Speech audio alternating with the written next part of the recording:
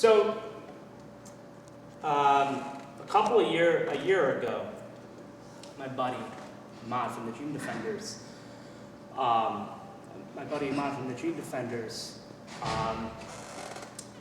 went over to Palestine with that delegation of Black Lives Matter co-founders and other members of the Dream Defenders, and they were there. And when they came back, I took the first panel I left for him. And she was one of the panelists I left for him with the amazing Chloe Clark, who's the SNCC organizer.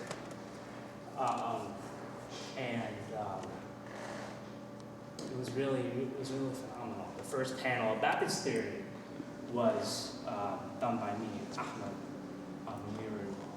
when they took them to Al-Quds, which is Jerusalem. And I think it's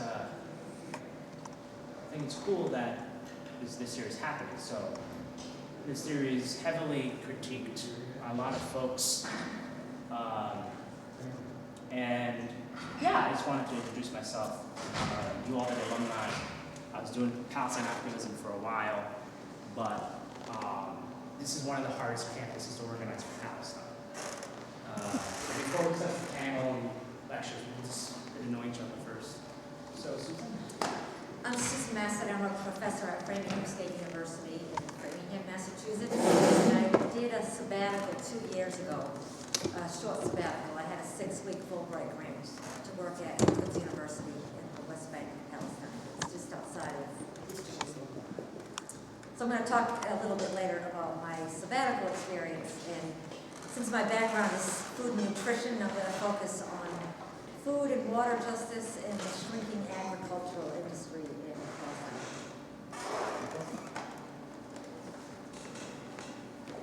I'm Michael Rice. I guess I've been a racial justice activist since 1945. And we sat in the offices of the mayor of Louisville, Kentucky, to try to persuade him successfully, as a matter of fact, to begin integrating the public parks of the city of Louisville, Kentucky. I was in my senior year of high school. But I've basically been a peace activist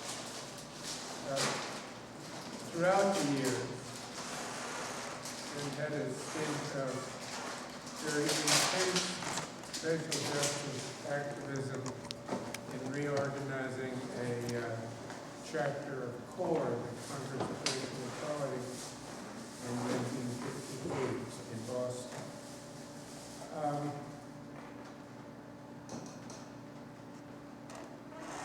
Lately, I've become quite active. Well, I co-founded with Joe Lombardo, as a matter of fact, Bethlehem Neighbors for Peace, and more recently I've become quite active in Jewish Voice for Peace, and before that in the Muslim Solidarity Committee in Albany. I'm an ex-physicist and an ex-lawyer and a current organic farmer. Mr. Kwame, how was it? This young man here has really inspired me because and he got active at a much younger age too, because when we were around similar ages, what I was doing was sort of negative, shooting dice in the streets of Harlem and things like that. So it was 1960 when I became a political activist. We're about 7 years apart in ages. I was born in 1934. 1930, congratulations. Okay, we're still here. And so I've been active since 1960 in a host of struggles. In 1967,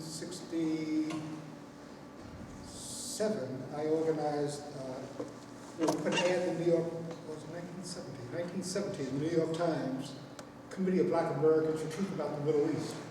An ad that appeared in the New York Times signed by 100 Black Americans, including Ethel Randolph, Jackie Robinson, Byron Rushman. And so I took umbrage at that, organized people, and November 1st, 1917, ad appeared in the New York Times saying that we, the Committee of Black Americans, opposed Zionism in the state of Israel, and it was well documented too. I received some death threats. It didn't come directly to me because we had a postal address. And a lot of complimentary ones too. Then I was a guest of the General Union of Palestine Students in August of 1917. I toured Lebanon, Jordan, and Syria. And I even had the opportunity to shake the hand of Yasser Arafat in 1917. It was very interesting to a commando refugee camps in Lebanon, Jordan, and Syria. And then I've been active in the general struggles for human rights against all forms of oppression and discrimination in the world. I tell people that if my mother was oppressing you, I'll call her a criminal and be on your side. Doesn't matter if they're related to you. If they're wrong, then I'm wrong. That's it, period. And we're only one side we should be on. And we have to have a unified fist. One side thing is make a fist, and this is what's needed. A unified fist against the oppressors on top. Our differences are not that significant in relationship to the oppression that we're suffering. So we have to try to get together and lay aside those individual differences and have a united front. Thank you.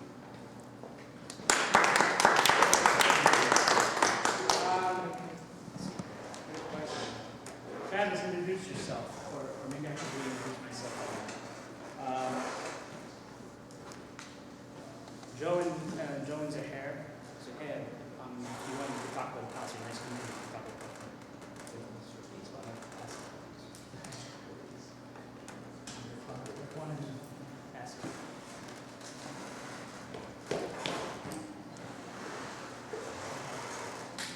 no one wants to. Okay. I'll say something. I'm Joe Lombardo. I'm also, Michael mentioned, founding member of Bethlehem Neighbors for Peace. I'm not going to speak here today, but I'll introduce the organization. And I'm also the national co-coordinator of UNAC, United National Anti-War Coalition, which really is the first anti-war coalition in the United States that really took a solid stance against Zionism in support of Palestinian rights. There's a whole series of activity we're doing right now with different UNAC groups. One of them is marching across upstate New York from Syracuse, where there's a big drone base, to Niagara Falls, where there's another drone base that flies drones in Afghanistan and kills people that way. Another thing that we're doing is this week a lot of people will be going down to Cincinnati, where a Palestinian rights activist named Rasmia Oda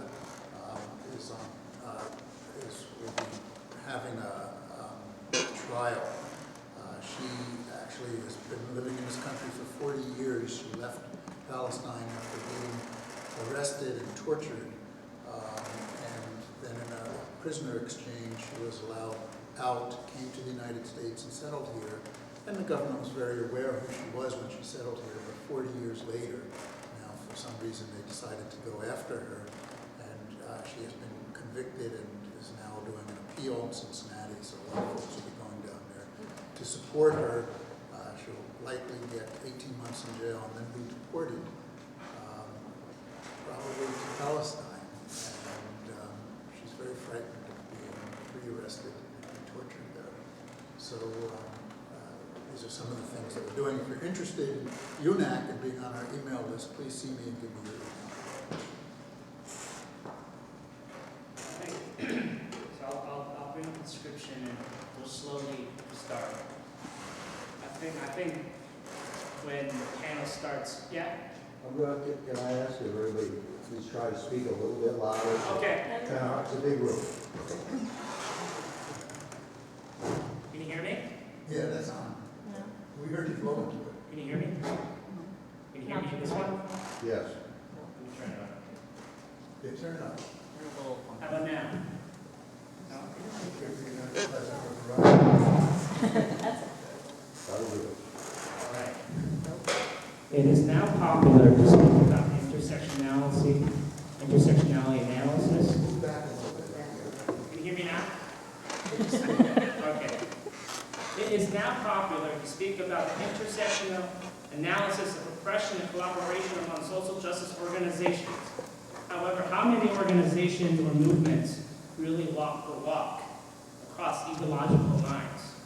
Yet it is only the unity of the oppressed peoples of the world that will ensure freedom for all.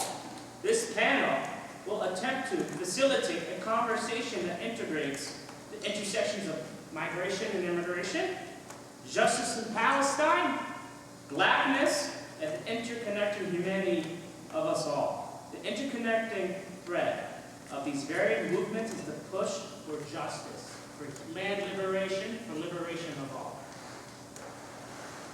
It is hoped by turning a critical lens into the intersections of varied movements for justice, specific and concrete steps towards an integrated plan that is realistic and implementable and will be developed that will move those who are marginalized towards freedom. In short, do our lives really matter? I just want to make note that 10 Palestinians were murdered in the West Bank and Gaza within 24 hours. Murdered. Most of them were not armed. But some of them didn't deserve to get called to be shot executional style. Indeed, what is the Palestinian identity? It has been long overdue conversation on this campus and in this region, the capital region. We must ask why whenever Palestinians talk about their struggle or their narrative, it is at the costs of another oppressed group. The Jewish people, question mark.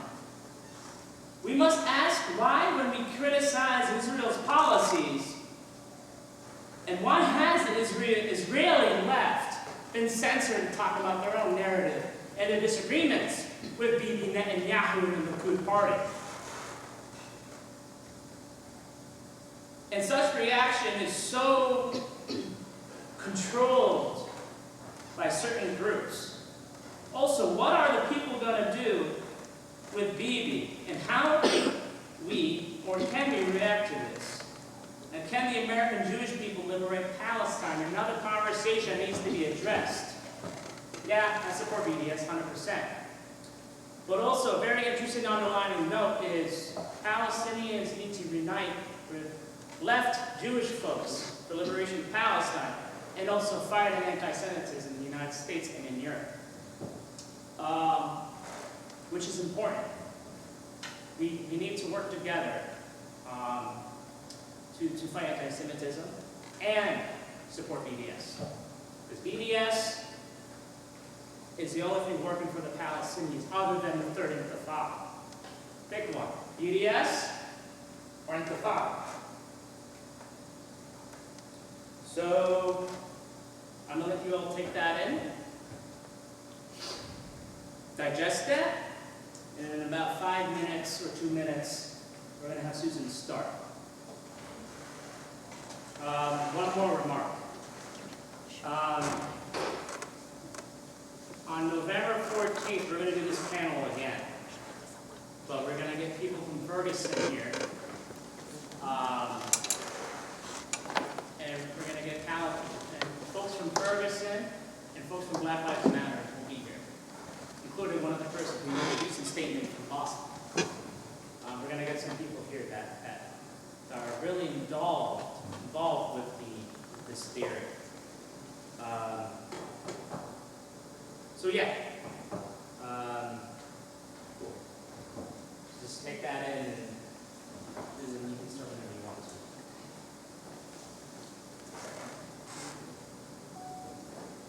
Let's go, Susan. For those of you who just got here, I'm Susan Massett. I'm a professor at Framingham State University in Framingham, Massachusetts, in the Department of Foods and Nutrition. And 2 years ago, I was fortunate enough to get a grant from Fulbright to go and work at Al-Quds University in the West Bank of Palestine. It was only a 6-week grant, but during that time, I stayed at Al-Quds University and I worked in the School of Public Health, guest lecturing, helping them with some curriculum development, giving them a few workshops, and I was also a keynote speaker at their public health conference. So during that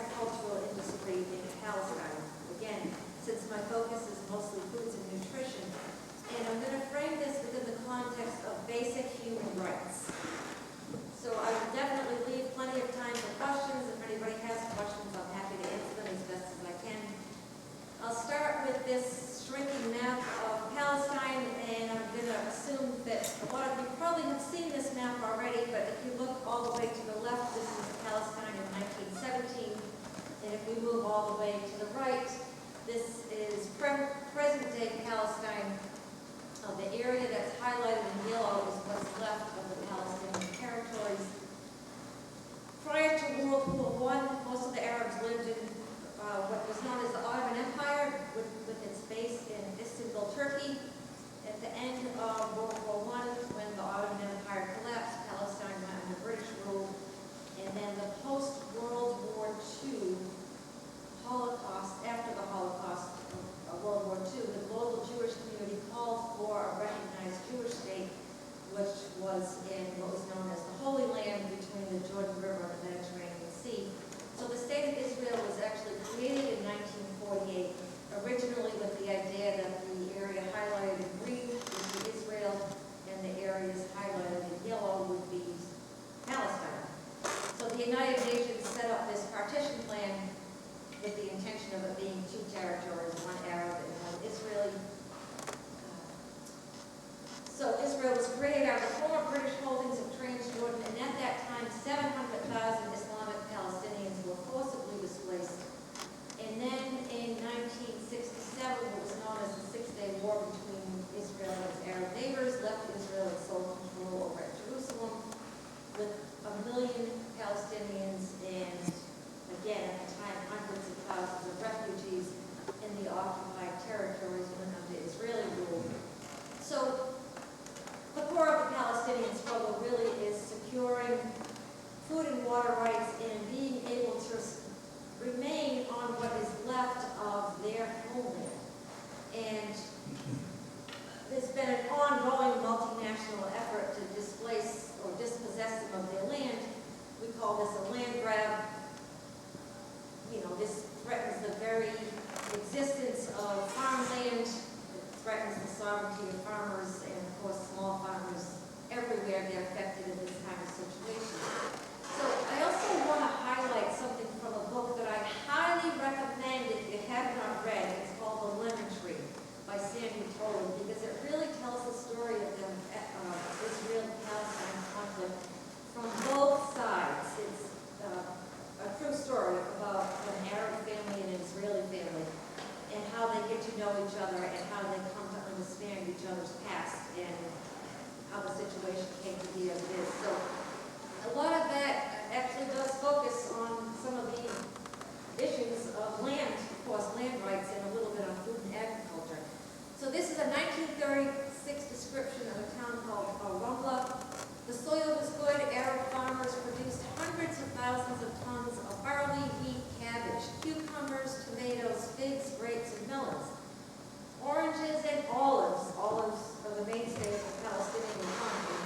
And almonds were grown in a communal waqf, land owned collectively by the extended family and administered by Islamic law. So again, that's excerpted from The Lemon Tree by Sandy Tolan. If we look back prior to 1967, 35% of the gross domestic product of Palestine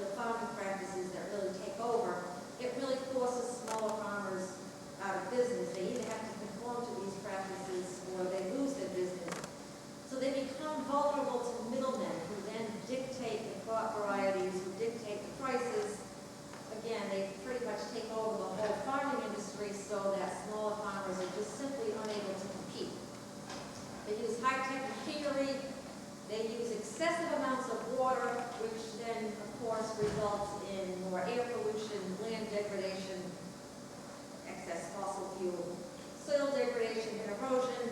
We also have problems with factory farming. This is, endemic to the United States, not just Palestine. But this has really, really shrunk agriculture.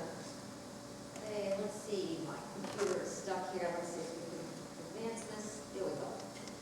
So dominance of large agribusiness, of course, affects farmers everywhere. And these agribusiness giants like Cargill, Nestle, Monsanto, ConAgra, Archer Daniels, Midland end up shaping government food policy. That's what's going on here in the U.S. That's what's been going on in the Middle East. And so what does this have to do with Israel and Palestine? Monsanto does have a vegetable seeds division in Israel. Nestle has a research and development division in Sderot in the western Negev, the southern region of Israel that was formerly the Palestinian village of Najd. Land confiscation and settlement building has a significant impact on the farming industry, needless to say.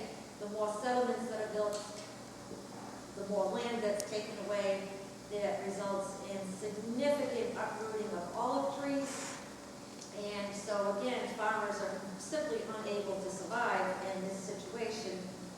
And the Israeli Information Center for Human Rights in the Occupied Territories, known as B'Tselem, reports that the 560,000 Israeli settlers who live in 135 settlements and 100 outposts in what's known as Area C, which is geographic areas completely controlled by Israel, where the Palestinians have absolutely no say-so over their own government or their own geographic region, are in contravention of international law.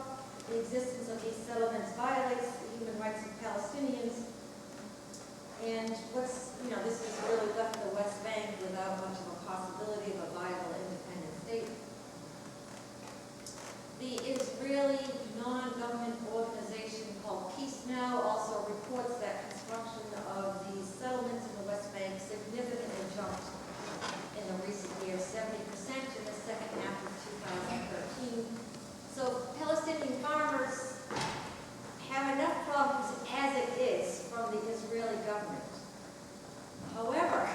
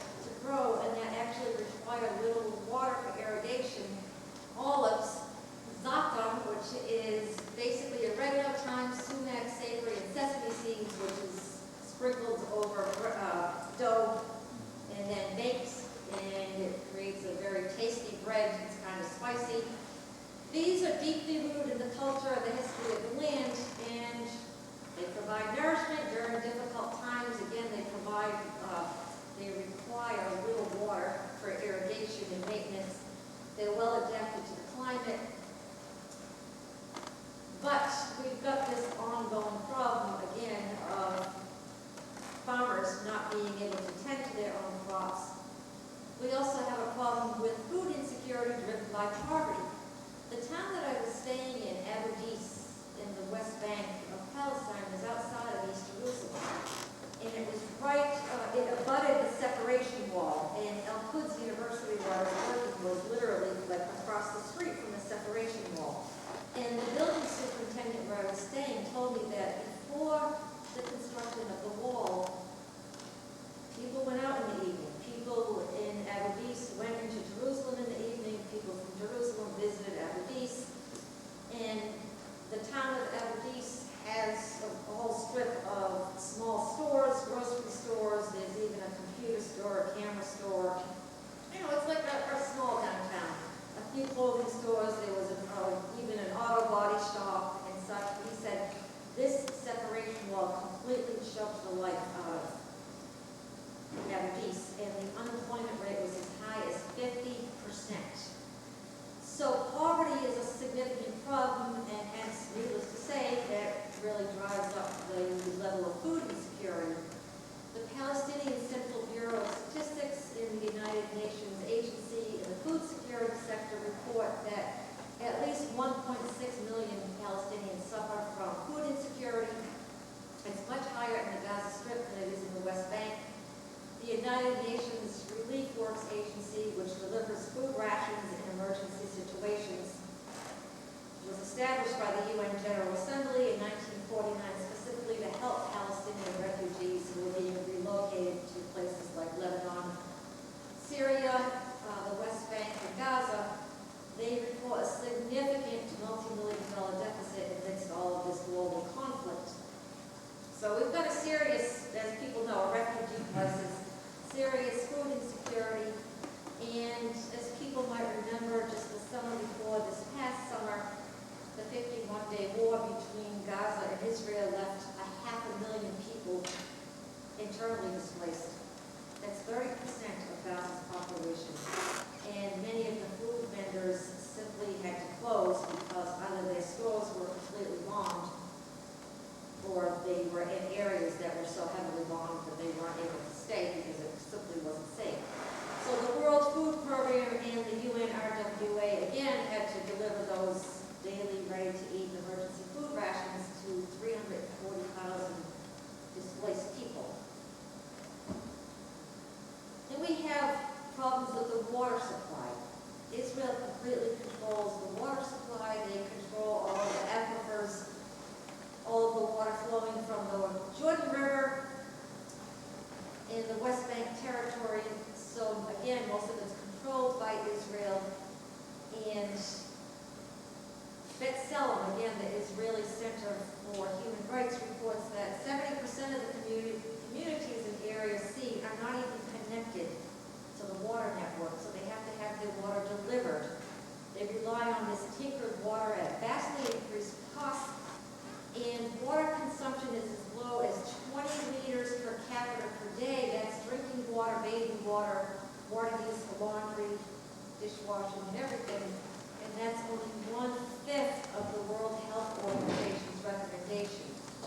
So if we look at this, it's typically about a 3.5 to 1 ratio. They show Israeli water consumption is significantly higher than all of the water consumption in the West Bank and Gaza. Mikaro, which is Israel's national water company, reports an average household water consumption in Israel to be somewhere between 100 to 230 liters per person per day. Israelis have unlimited access to water in the West Bank settlements. A lot of the residents have backyard swimming pools, and the Palestinians are actually forbidden from drilling wells in their own territories to sustain their own crops. So again, they rely on this tinkered water at vastly increased prices. They have water delivered that they pay for.